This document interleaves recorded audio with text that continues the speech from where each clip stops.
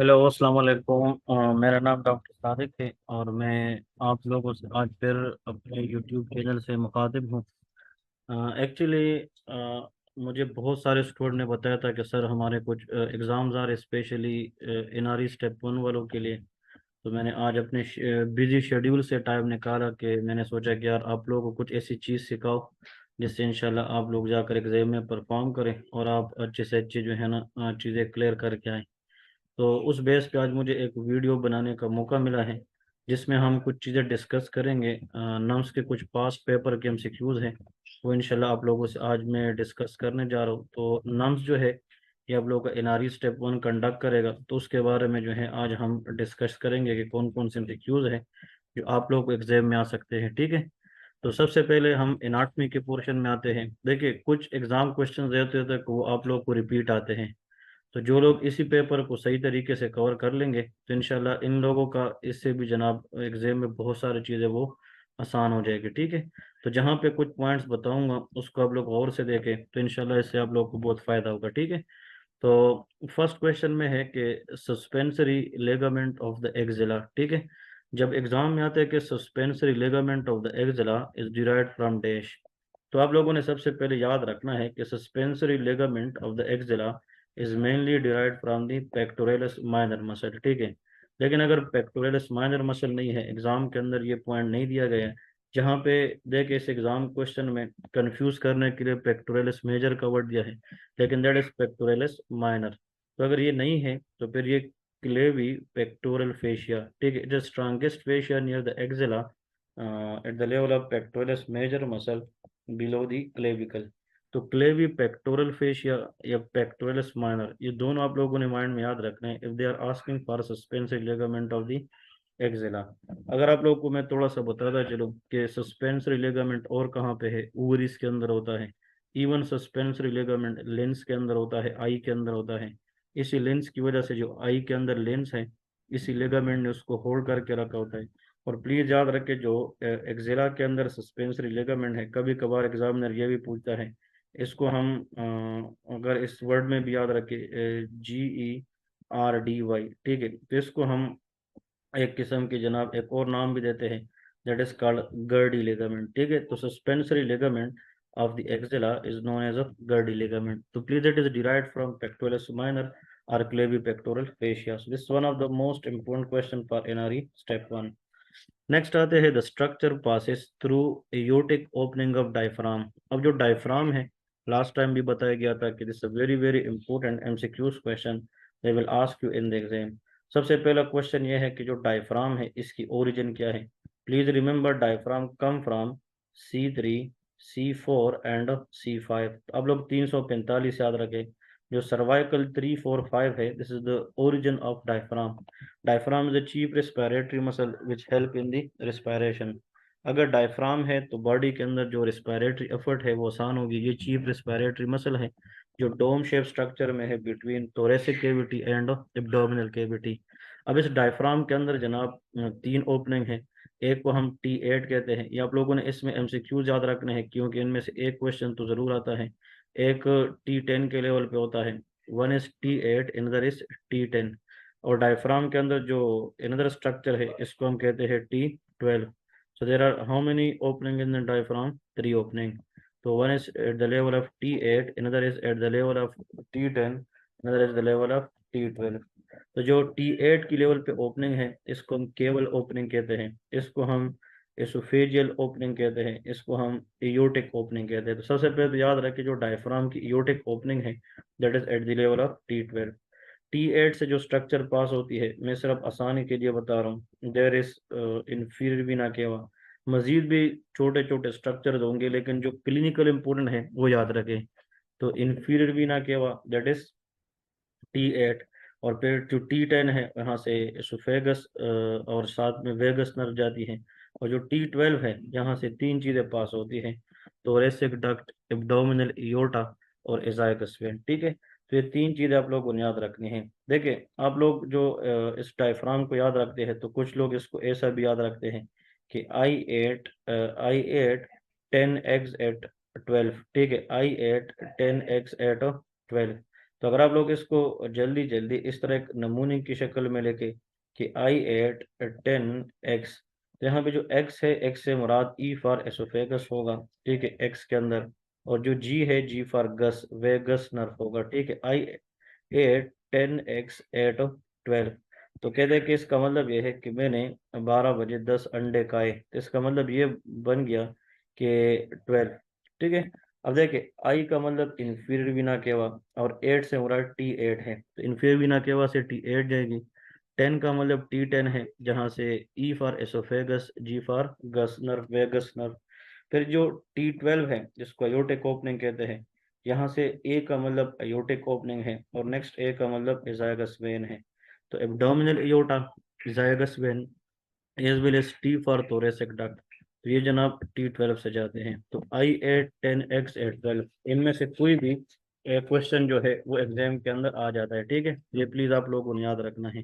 अब आते हैं तो इसका आंसर जो है वो एजागस वेन है। तो azygos vein is pass from T12, that is aortic opening, ठीक है। अब आते हैं जनाब नेक्स्ट क्वेश्चन की तरफ। नेक्स्ट क्वेश्चन में जनाब बताया गया है कि फॉर एग्जांपल के the isthmus of thyroid gland, ठीक है, वेरी वेरी इंपॉर्टेंट। अब जो थायराइड ग्लैंड है, it is a by lobe endocrine gland. इसकी जो दोनों लोब्स हैं, ये ट्रेकिया के दोनों साइड्स पे प्रेजेंट होते हैं।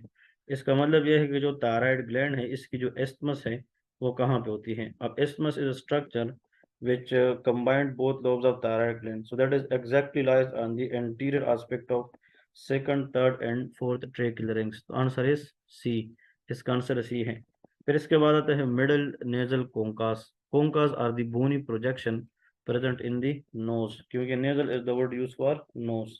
अब सवाल ये है कि actually there are three conchas: superior nasal conchas, middle nasal concus, and inferior nasal concus. And remember the middle nasal concha, that is a part of ethmoid bone, ठीक है।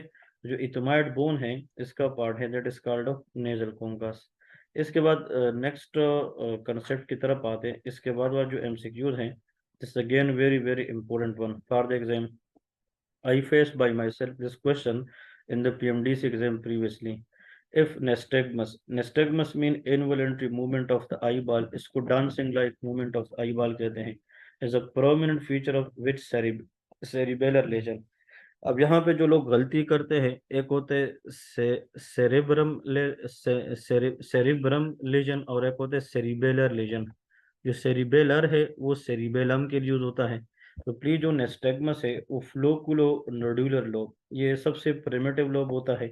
ये हमारी आई की जो बैलेंसिंग है उसको मेंटेन करती है। उसमें कोई भी लीजन आता है that will leads to nystagmus. तो flocculonodular lobe damage leads to nystagmus, a very very important point to remember for the exams। ये जो सुपीरियर सेरिबेलर पेडंकल है, इसका क्वेश्चन आता है। तो प्लीज मैं तो आप लोग को अगर सिंपल सी जनाब इसके कंसेप्ट बताता चलूँ, तो ये चीज़ आप लोगों को याद रखना है कि फॉर एग्जांपल हमारे पास ब्रेन के जो तीन पार्ट्स हैं, first part of the brain is called fore brain, the next part is called mid brain, and the last part is called hind brain. और अगर आप लोग ब्रेन में देखें तो इस तरह का एक स्ट्रक्चर बना होता है, इस स्ट्रक्चर को हम ब्रेन स्टेम कहते हैं। This upper part is mid brain, this part is called pons, and that is medulla oblongata. अब इन तीनों के पीछे पोस्टीरियरली एक स्ट्रक्चर पड़ा होता है, और इसको हम सेरिबेलम कहते हैं। अब यहाँ पे याद रखें ब्रेन स्टेम का वो पार्ट जो सबसे ऊपर है, मिड ब्रेन, वो भी सेरिबेलम के साथ अटैच है। जो पोन्स है वो भी सेरिबेलम के साथ इस तरह अटैच है, और जो मेडुला है वो भी सेरिबेलम के साथ अटैच है। So those group of axon bundle या those nerves या neuron which attach cerebellum to the midbrain, that is peduncles। तो सबसे ऊपर वाला मिड ब्रेन के साथ सुपीरियर सेरिबेलर पेडंकल, मिड के अंदर पोन्स है, मिडिल सेरिबेलर पेडंकल, और आखिर में मेडुला है, तो इंफीरियर सेरिबेलर पेडंकल। तो एग्जाम के अंदर आ जाए कि which of the following structure in the brain connect mid brain with cerebellum, तो answer is superior cerebellar peduncle. अगर पोन्स का जिक्र आ जाए तो मिडिल सेरिबेलर पेडंकल, और अगर मेडुला ओब्लांगेटा की जिक्र आ जाए तो इंफीरियर सेरिबेलर पेडंकल्स, ठीक है। तो please remember these words as well. आते हैं the part of male reproductive tract which carry only semen. What is semen? Whatever the male ejaculate, that is known as semen. Semen is a combination of prostate gland secretion, seminal vesicle secretion, and sperm cells. तो whatever the male ejaculate that is called of semen, तो semen contains sperm. बहुत सारे student का ये होता है कि यार whatever the male ejaculate sperm, no, sperm is a part of semen, ठीक है जी। अब इसके बारे में याद रखिए, within the prostate lies in ejaculatory duct, क्योंकि जो सीमन है वो कैरी करता है इजाकुलेटरी डक्ट्स के अंदर, ठीक है जी।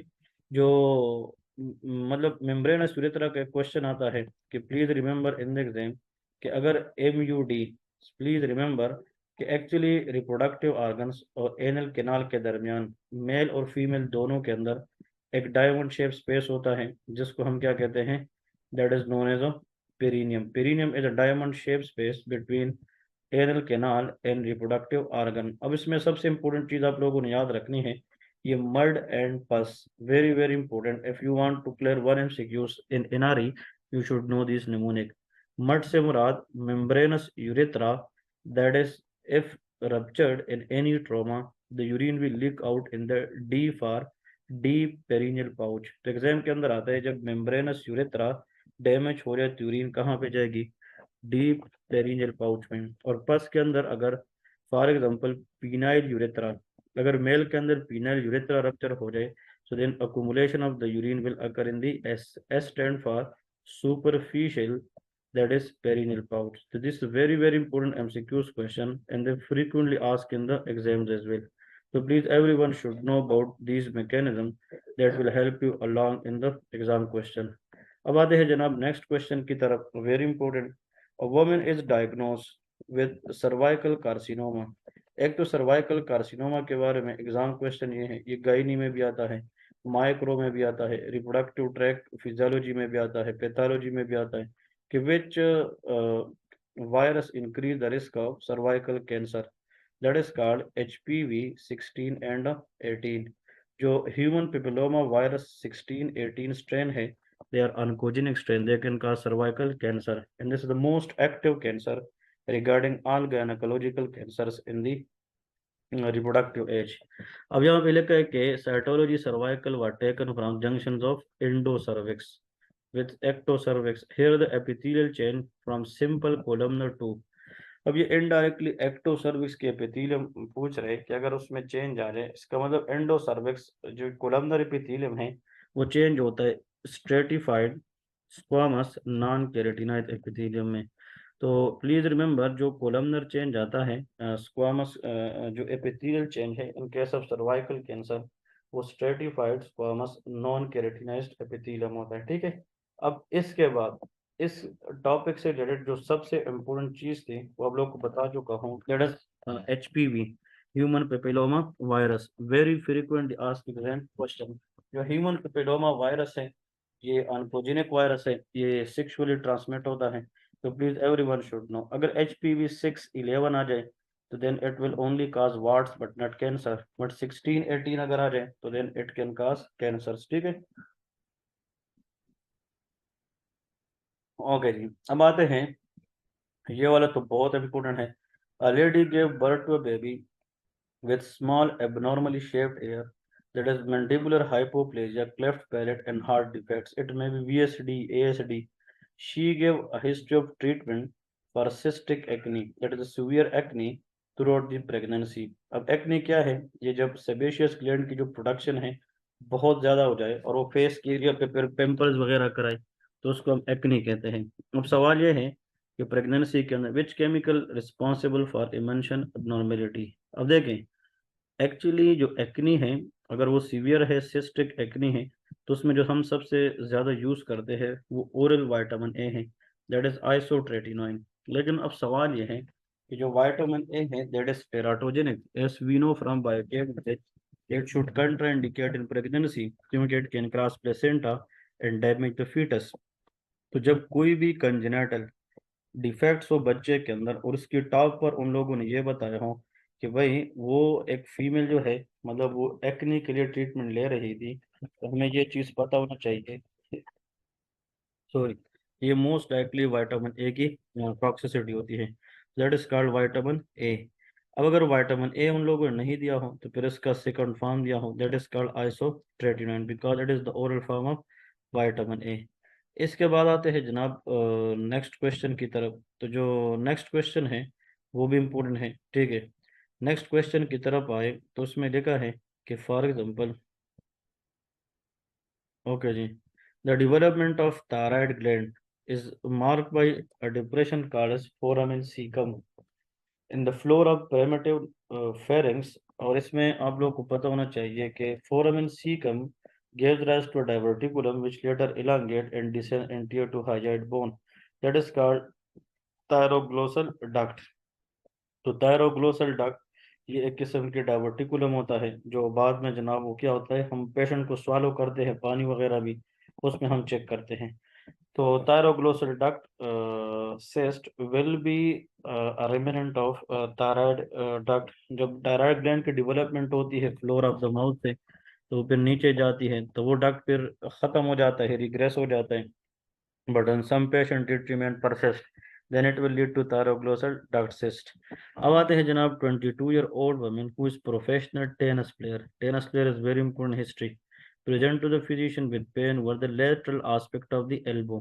अब देखिए एनीथिंग, फॉर एग्जांपल अगर ये हाथ है और ये हम इस तरह फॉर एग्जांपल फिंगर को ड्रा करें, अब ये फॉर एग्जाम्पल फिंगर है, अब 1 2 3 एंड दिस इज 4। अब यहाँ पे जो फिंगर है, this is the thumb and that is the little finger. So anything in the upper limb on the little finger side that is medial and on toward the thumb side that is lateral. यहाँ पे लिखे lateral aspect of the elbow, it's mean we are talking about toward the thumb.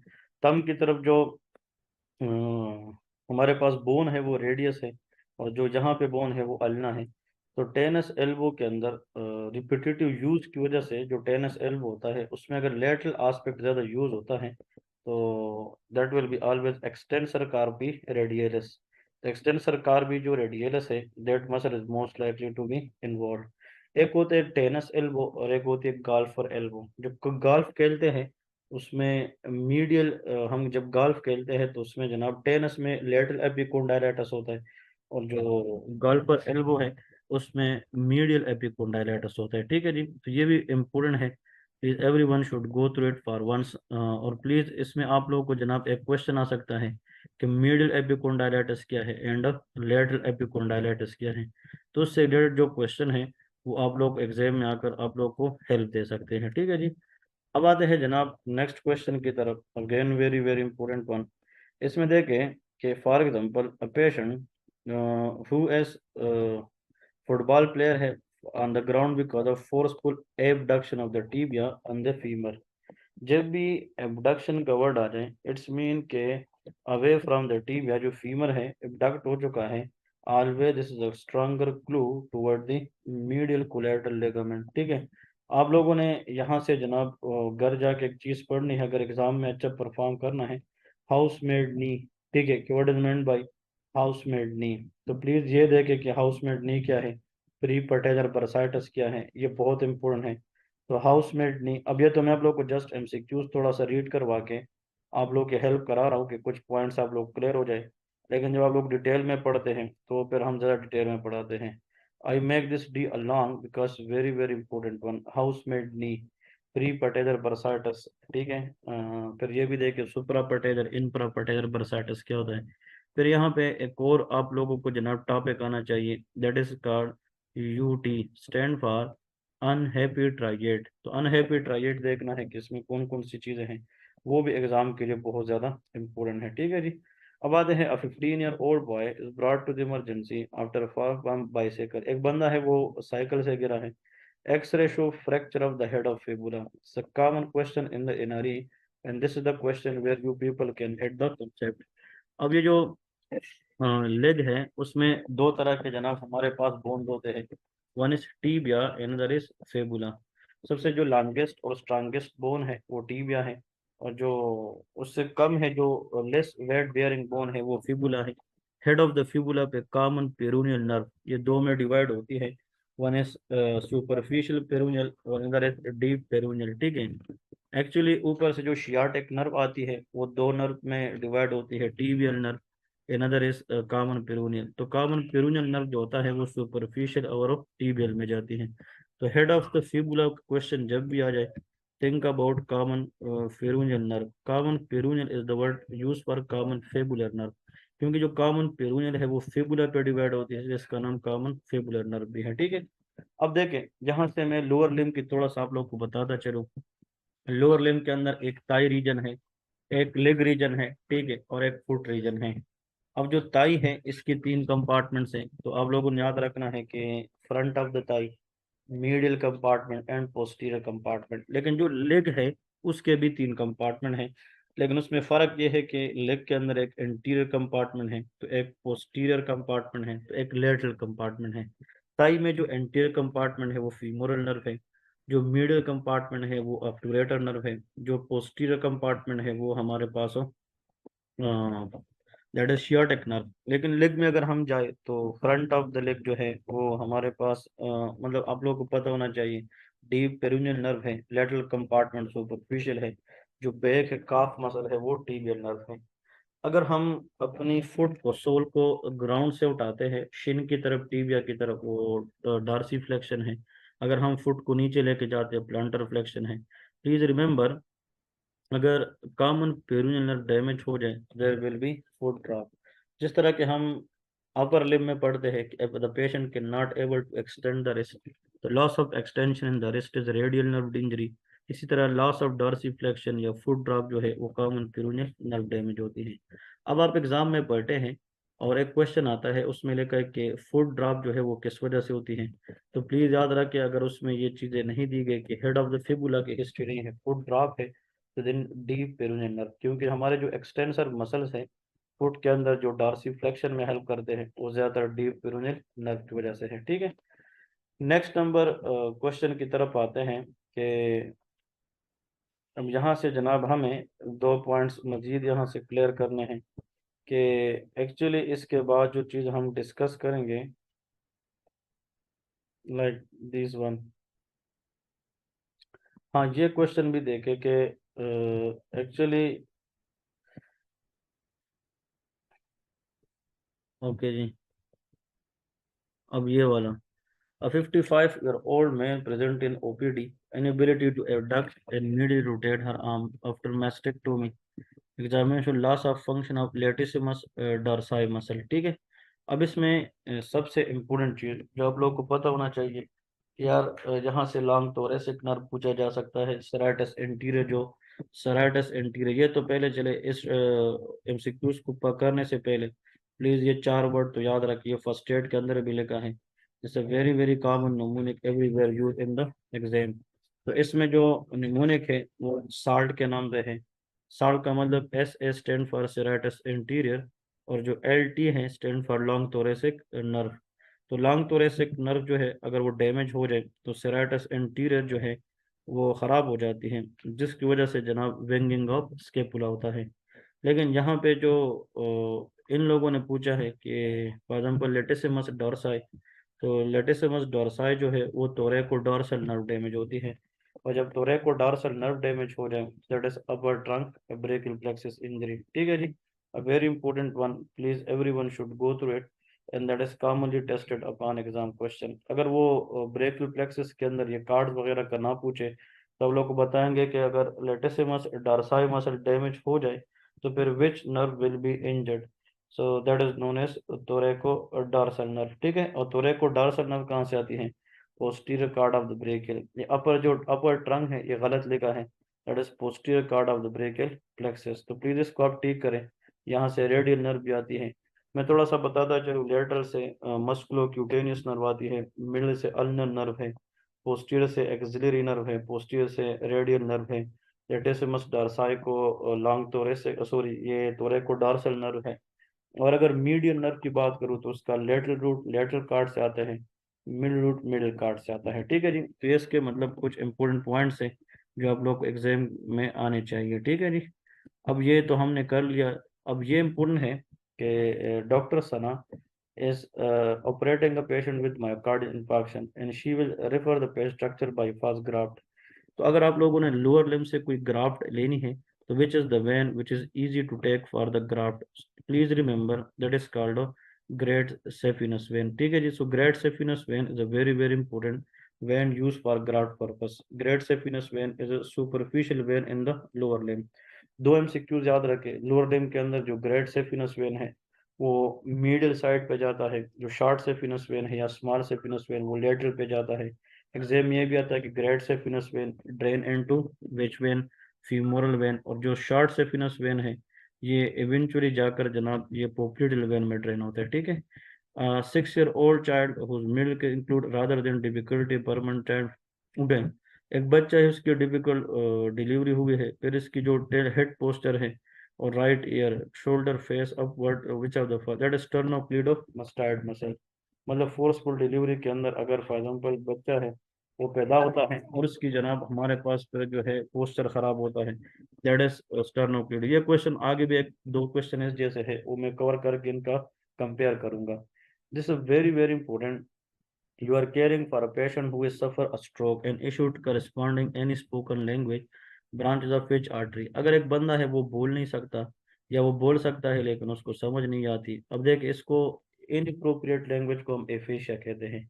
तो please remember कि जो हमारी language centre है उसको जितनी ब्लड सप्लाई मिलती है वो मिडल सेरेब्रल आर्टरी से मिलती है, that is MCA which is a branch of interior या इंटरनल carotid artery। तो any language problem middle cerebral artery or the most common artery to be blocked in stroke patient resolve with middle cerebral artery जिसको हम MCA कहते हैं। तो सवाल ये है कि अगर एक बंदा है वो उसको समझ आए कि यार मुझे जो बंदा कुछ कह रहा है तो उसको समझ आए लेकिन वो बोल ना सके, तो मतलब दैट इज सेंसरी एफेजिया, इसको वर्निकी कहते हैं। और अगर एक बंदा है वो ब्रोकन वर्ड्स बोले, मतलब उनको मतलब समझ आए लेकिन बोल ना सके, that is called of Broca's area. तो ब्रोकास एरिया में आप अंडरस्टैंड कर सकते हैं, बोल नहीं सकते। और सेंसरी एपेजिया वर्निकी में आप बोल तो सकते हैं लेकिन समझ नहीं आती। तो एक रिसेप्टिव एपेजिया है, दूसरा जो है वो एक्सप्रेसिव एपेजिया होता है, ठीक है जी। तो ये कुछ पॉइंट्स थे जो आप लोगों को मैंने डिस्कस करवाने थे। ये जो 2 month हिस्ट्री ऑफ इन्फेंट वगैरह, ये इम्प्टीम स्टमक, ये तो आसान है, पाइलोरस इशू होता है। और यहाँ पे ये बहुत इंपॉर्टेंट है कि एक एनी पेशेंट जिसको हीमोरेज है और ड्यूडेनल अल्सर की हिस्ट्री है, तो ड्यूडेनल अल्सर विद हीमोरेज और posterior wall first part of the duodenum, think about gastro duodenal artery. तो दो चीजें हैं, अगर गैस्ट्रिक अल्सर परफोरेशन आ जाए और उससे ब्लीडिंग हो, हेमोरेज हो, think about left gastric artery. लेकिन अगर ड्यूडिनल अल्सर है तो उसमें जनाब गैस्ट्रो ड्यूडिनल आर्टरी। सो ये कुछ 18 एमसीक्यूज थे एनाटॉमी के सेक्शन में।